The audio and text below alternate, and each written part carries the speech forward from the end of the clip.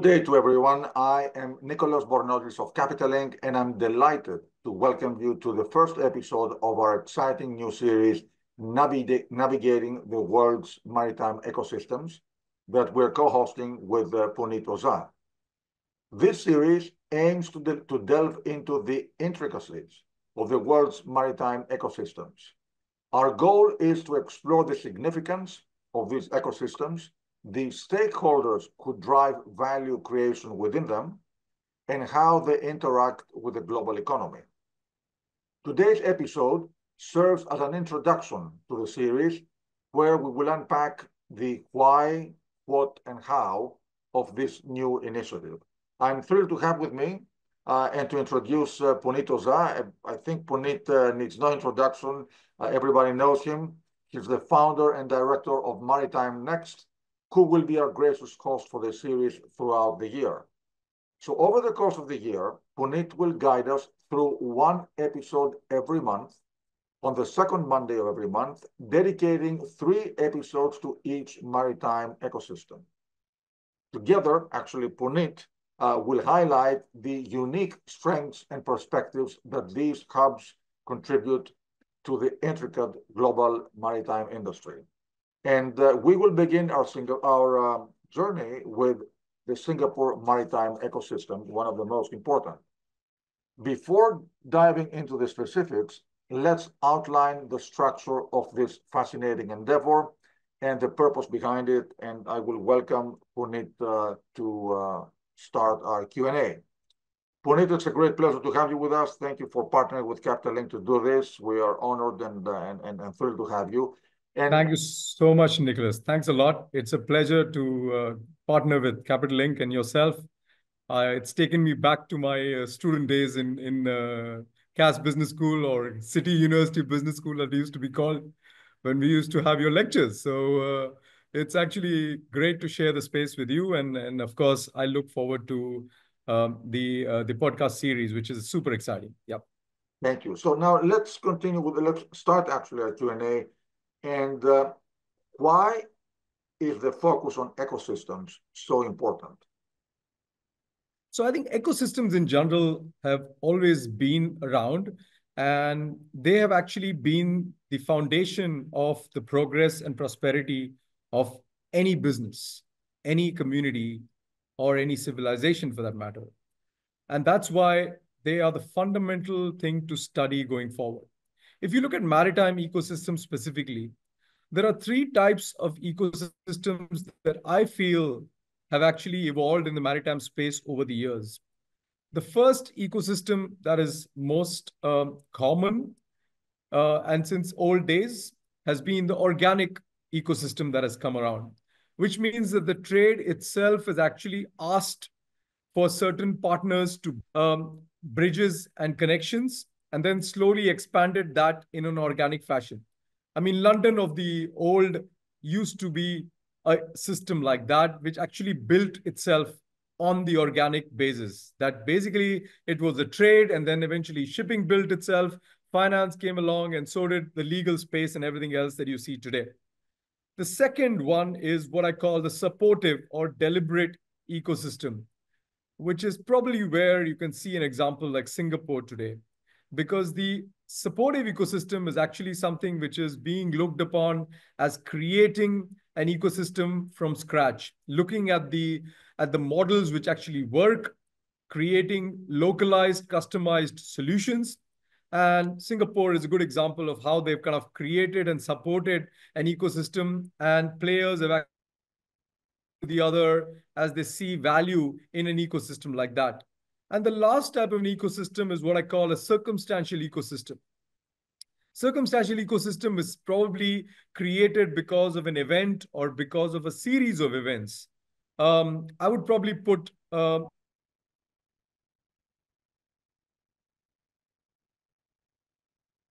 model as well.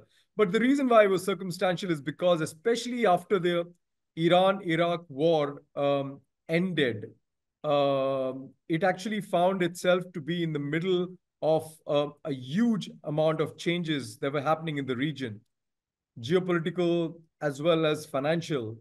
and it needed to basically create a kind of a oil-based economy across the entire region.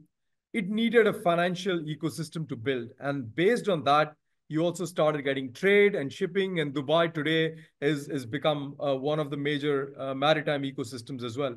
So I want to explore these foundational ideas through talking to the players and stakeholders rather than to just do an academic piece. Let's do a real practical understanding of these ecosystems for vaulting it for future generations and for future use, basically. So you will go through all three types, highlighting different ecosystem for each category. And how are we going to explore them? So I think the idea is to start with a macro view. You obviously want to make sure that the next few episodes are going to be from a very broad perspective, from a very high level view. And two of the leading maritime ecosystem analytics, which is provided in terms of reports, one is by DNV Menon, leading maritime cities of the world, and the second one is the Baltic Exchange Xinhua maritime centers of the world. Now, both of these systems or both of these reports are quite comprehensive. They look at a very holistic approach in terms of how ecosystems are developing, what has changed in the last year, and they are consistently having some benchmarks that they're working. I will explore in the next few episodes what are these benchmarks? How are they actually fitting these and evaluating these so that our listeners and viewers and readers can get an idea as to how the ecosystems are being evaluated on a macro level. And then we will dive in future episodes into individual ecosystems. Each of the ecosystems that we will look at will be explored with three clear angles. The one episode which will deal with regulatory and foundational aspects. How did the ecosystem come about? What are the supportive mechanisms which are built around the ecosystem? How is the organizations actually trying to fulfill a very key role in building that and supporting that ecosystem? The second episode of an individual ecosystem will actually talk about commercial and operational aspects, because one thing is to create an ecosystem. Second is to actually see practically it being utilized by companies, stakeholders, individuals. How are they doing it? So we'll talk to individual companies and compare their experiences in real time. And finally, the last episode will be the services which have sprung up around that ecosystem. So a Singapore example where we will start our journey is a very good one. They've got some big trade players, big shipping players, and then the brokers have come, the lawyers have come, the financiers have come. It's become an ecosystem which has come in organic spaces, but on a supportive basis. So it's a very interesting blend. We will look at it in detail by talking to actual actors rather than talk to just academic perspectives, which I think would only cover some part of it. But the actors will tell us exactly what it means to be a part of the ecosystem and what are they benefiting from it and what are the challenges as well. Please, it'll be both sides of the story. Well, that's a very good approach. Actually, when you speak to the actors, you really have a very practical approach, as you mentioned, rather than like an academic one, because these participants are the ones who make it happen. Absolutely.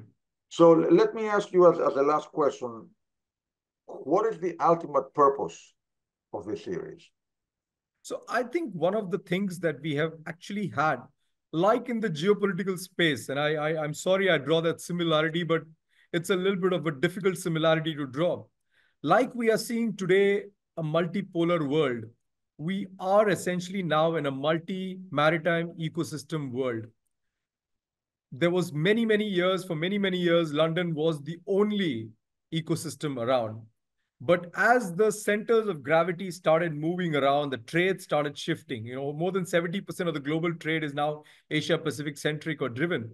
Obviously, that has created the need for Singapore taking a leading role and building that ecosystem and kind of reaching the top of that ecosystem pyramid at the moment. But at the same time, we also see Hong Kong coming back with some key aspects. We see Dubai gaining some aspects. And we also see some of the outliers, which actually I would call are people who need to actually get involved. New York has got some key aspects to do. to add to the ecosystem value chain. The aim of this series is going to be to uncover lessons learned for everybody, from London to Athens to Dubai to Hong Kong to Singapore to New York, and see how interoperability and coexistence between these ecosystems is being fostered. They are all talking to each other because remember, we are a global industry and we do depend on a player being in all the markets in the world in the best possible way, in the most efficient way. Shipping is so fascinating as an industry, and I really feel that this is also going to be a little bit of a, let's say, an unabashed, very open, direct marketing for the industry, because creating an ecosystem eventually benefits the community in which that ecosystem is created. And if shipping is actually building a vibrant ecosystem, it's benefiting hundreds and thousands of people in their own small and big ways. And eventually, the idea behind a podcast like this or series like this is about vaulting the knowledge. I'm a big believer in technology. I'm a big believer in the fact that we also see the erosion of the traditional mentoring that used to happen when we used to learn from you, Nicolas, in college, or we used to learn from all other professors, even our bosses in university or in our jobs. But today, lots of the younger generation are essentially looking to find new ways to get knowledge, and they're turning to the technology as a big part of it. These kind of 20-30 minute podcasts can be very useful in trying to unlock and create awareness and unlock and vault the knowledge and experience, most importantly, of the maritime community, which can eventually help create that knowledge base or knowledge treasure, which can be used by generations to come. Because I'm sure somewhere down the line, there will be another ecosystem that is coming up in the world, and people will need to go back and look and saying, what was the lessons learned from the London experience? What was the lesson learned from Singapore experience? What are the kind of pitfalls we need to avoid in order to basically make sure that we create a very vibrant and a sustainable ecosystem? These questions can be answered when we actually have people sharing their experiences. I remember my mentor many years ago telling me that experience is the knowledge that you get just after you needed it. So if our experience can become the knowledge of other people before they need it or at the time they need it, I think we would have done the job with the series. This is a really, really remarkable opportunity. And I want to really thank you and Capital Link for allowing me to create this series, which I'm really, really looking forward to.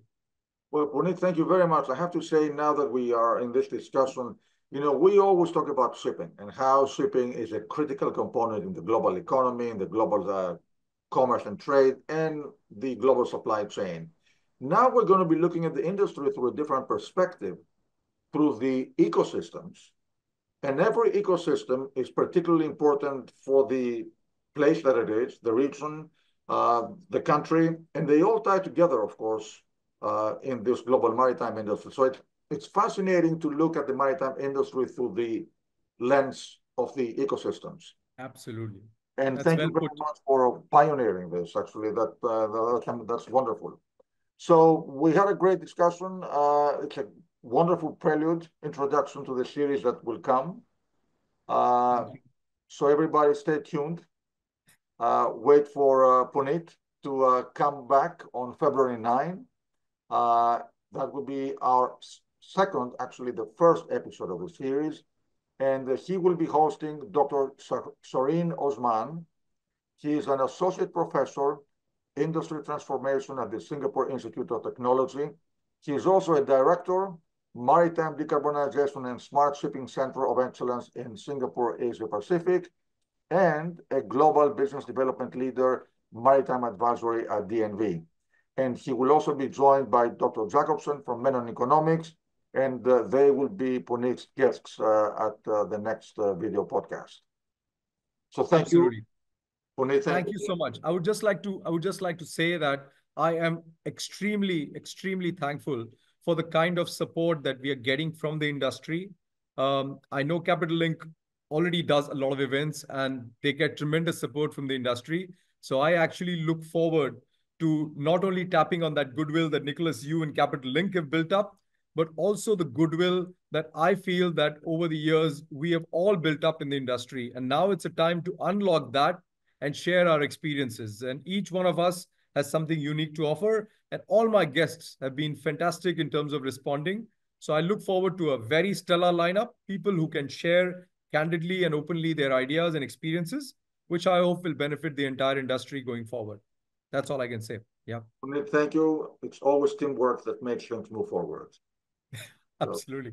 again, Thank you so much. And I look forward to all the episodes in the series and conversing. Please do come back with any feedback, and especially if you actually come up with some ideas that you think might be an interesting guest to have on a podcast like this, please do let us know. And we will try and see how best we can accommodate that request, because I want this to be as inclusive discussion, as inclusive experience as possible for the entire industry, not just for us, but for everybody.